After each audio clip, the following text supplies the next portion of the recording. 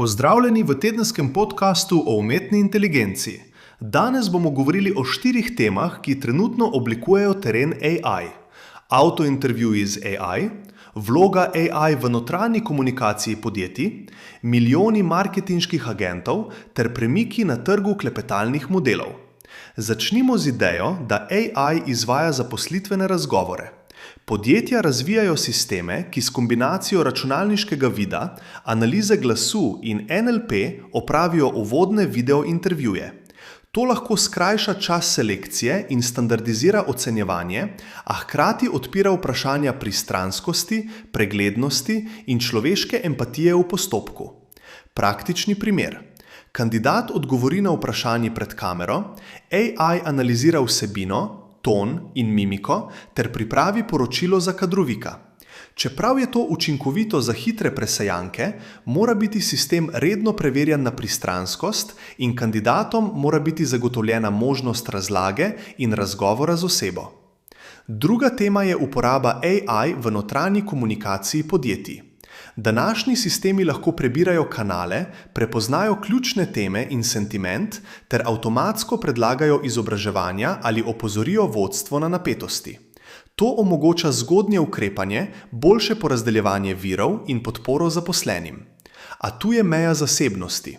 Zaposleni se lahko počutijo nadzorovane, če algoritmi analizirajo njihove pogovore.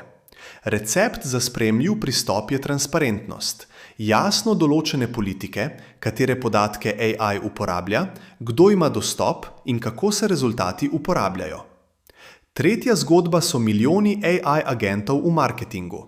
Ideja je, da vsak uporabnik dobi svojega personaliziranega agenta, ki v realnem času prilagaja ponudbe in sporočila.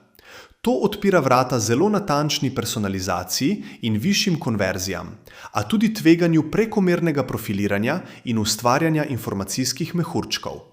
V praksi to pomeni, da boste na spletu redkeje videli generične kampanje, več pa prilagojenih priporočil.